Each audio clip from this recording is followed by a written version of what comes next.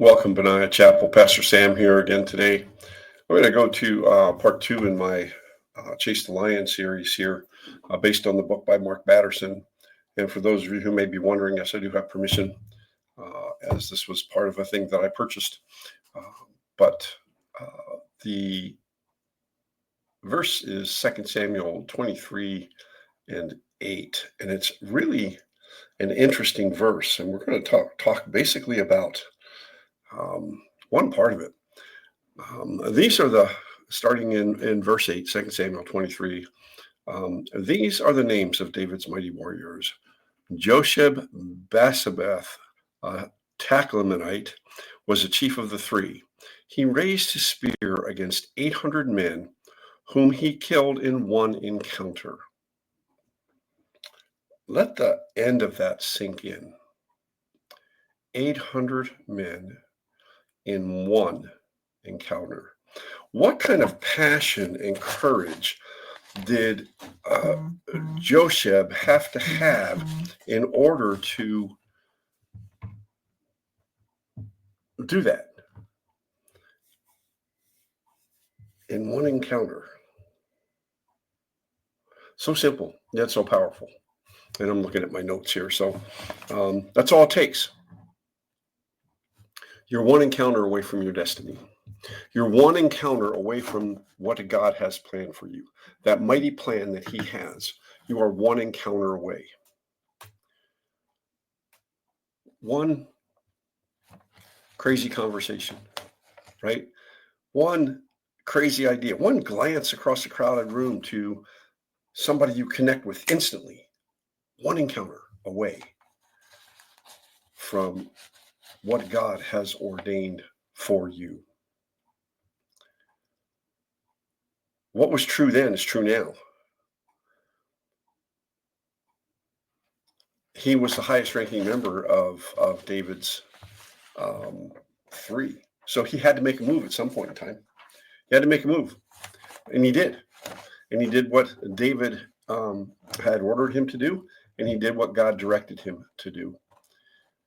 When we pursue our passions that God has given us, we can make the most of every encounter. When you're faithful to God, you produce a ripple effect. You know, we've all thrown a stone into a stream of water or into a pond, and we see the ripples and they go out. But we never really see them end.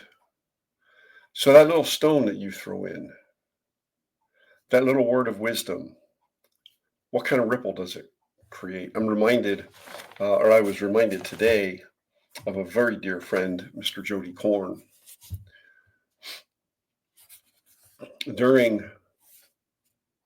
At some point in time in 2024, with everything that was going on, coming into a new election, a new season like that, in one of our conversations, Jody said, "This came to me, and I wished it would have come to me like this." But Jody is one of those who he gets these words, and I'll tell you what, I love the man. I want to love louder than the hate. Love louder than the hate that is in this world. Can we do that? Is that the ripple that you're supposed to be? Is that the ripple that I'm supposed to be? And I'm supposed to love louder than the hate that's around me. I have people who don't want to talk to me because I haven't taken a political stand on here. I am conservative. I do, people know where I stand, but I haven't cut anybody out of my life. But yet people don't want to talk to me, don't want to be around me, don't want to be involved with me. Well, I'm sorry, but I want to create those ripples. Think about the risk that Rahab took when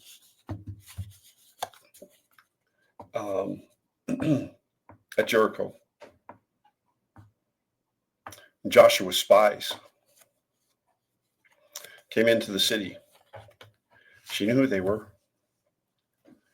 I think everybody knew who they were.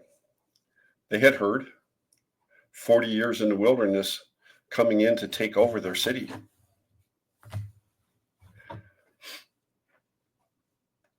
What kind of risk when she let those people down? And what did the spies tell her to do? To go to your house, to stay there, to have all of your family there. Now, most of the houses were in the wall. I'd be really curious at some point in time to see exactly how that stood, because she survived. The risk that she took at Jericho.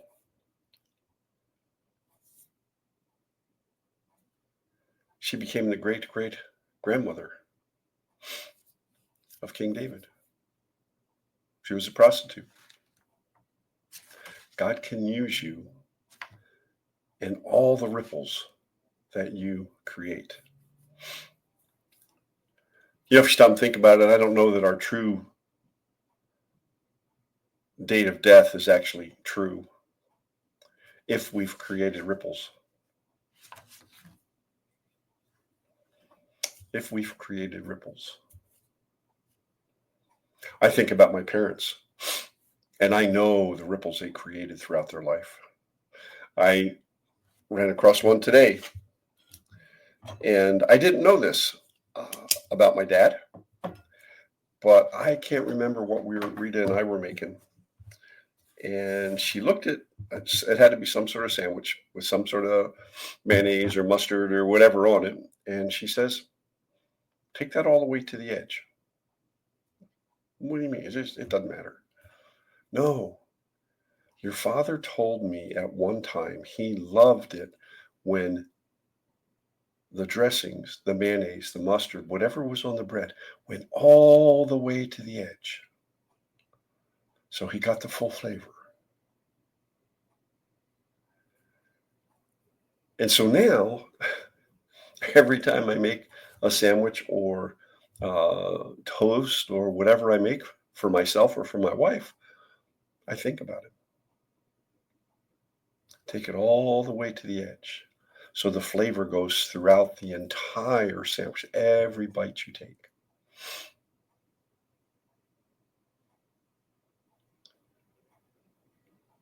What about that for you? Well, that changed the way you actually make a sandwich, and it changed what I do. And I think about it every time you say, "Sam, well, you're being silly." No, I'm not. It's a ripple effect, and it brings back a loving memory of my father. And it sends out ripples. What are the ripples that you're going to send out today? Kindness. Where does it end? Where does the ripple effect of your kindness end? No one knows. Same is true of grace and love and courage. The ripple effect of Josheb. It's 2025, folks. Ripple effect.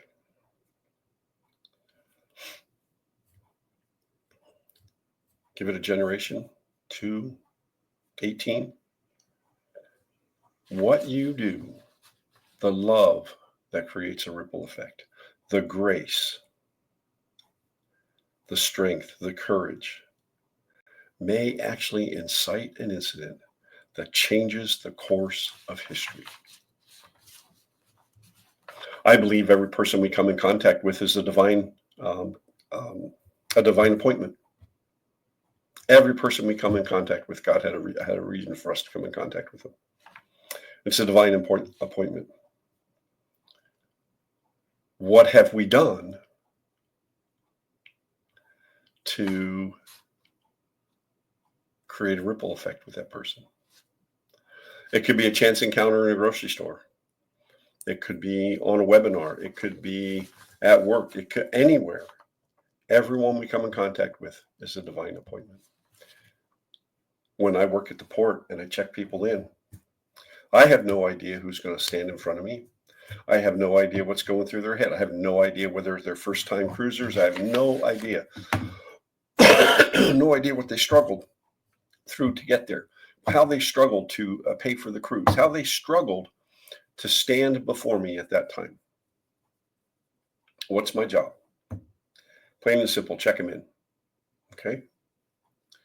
But I can do that with grace and love and a smile so that when they get checked in, there's a calm assurance when they get on the ship. I know what I'm doing. I know where I'm going. I have direction, and I'm confident that I know what the next step for me is.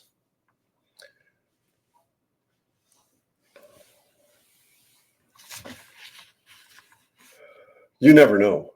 I mean, you can go read the story of Rick Warren before he became a best-selling author, by the way. His church, Saddleback Church, initiated a building campaign. He desired to set a standard. So Pastor Rick and his wife pledged what was an equal amount to about 3 years of his salary. Okay?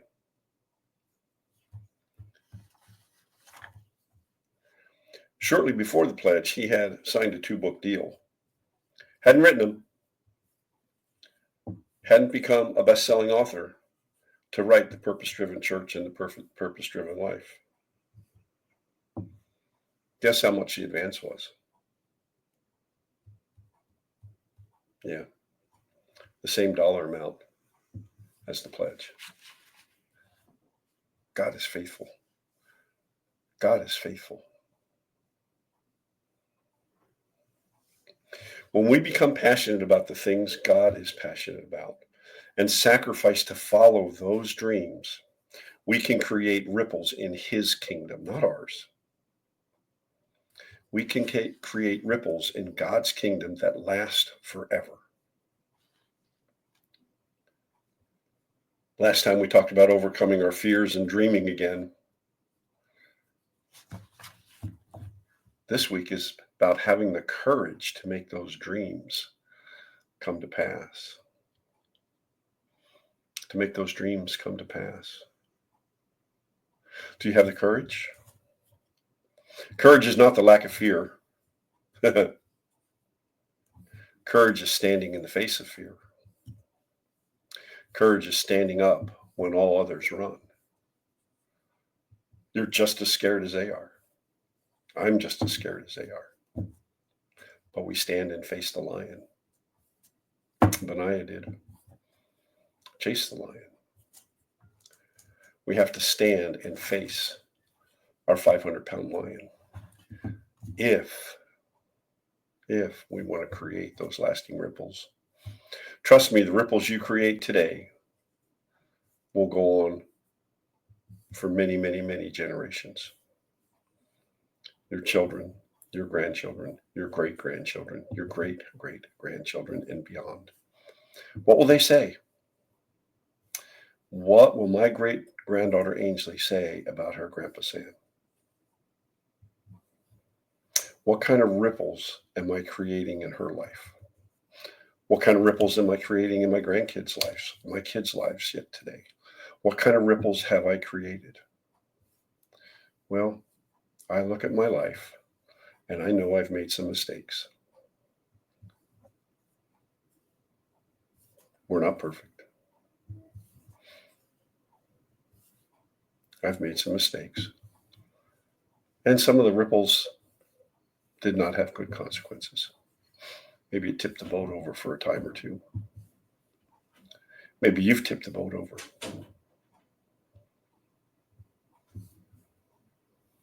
Swamped the boat.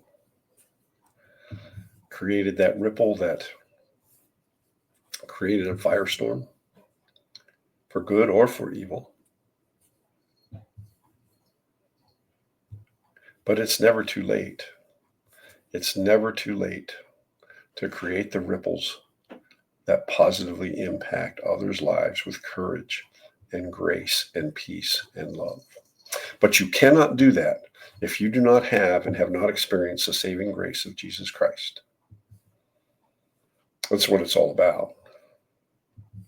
If you have not experienced, if you have not accepted Jesus Christ as your personal Lord and Savior, admitted that you're a sinner, I'm a sinner, ask for forgiveness for that sin and ask God to direct your footsteps so that you may live a life according to the scriptures, according to the love of God, according to his perfect will for your life, then you're between a rock and a hard place. Quite frankly, you're going to hell. There's no other way to say that. So I would encourage you, before we leave here today, we're going to say a prayer. We're going to pray about salvation. Very simple prayer. I was raised in a church where you had to do all sorts of things. You had to raise your hand, and then you had to come down when the pastor called you, and then, somebody prayed for you, and it's not that difficult, folks. It's very, very simple. Very, very simple. It's a very simple prayer, and if you'll pray that with me, I'll pray it with you right now. Our Father in heaven, I'm a sinner. Please forgive my sin. I believe and recognize that Jesus Christ came, lived a sinful life, born of a virgin, died on the cross at Calvary, and on the third day rose again for my sins. I've repented of that sin. Please direct my footsteps and help me to become more Christ-like each day. I ask this in his precious name. Amen. Now, if you've prayed a prayer or something similar to that or with me, please let me know. Comment, reach out to me. There'll be an email address in the comments somewhere, aliveandatpeace@gmail.com, and reach out to me, and I'll reach out and we'll talk.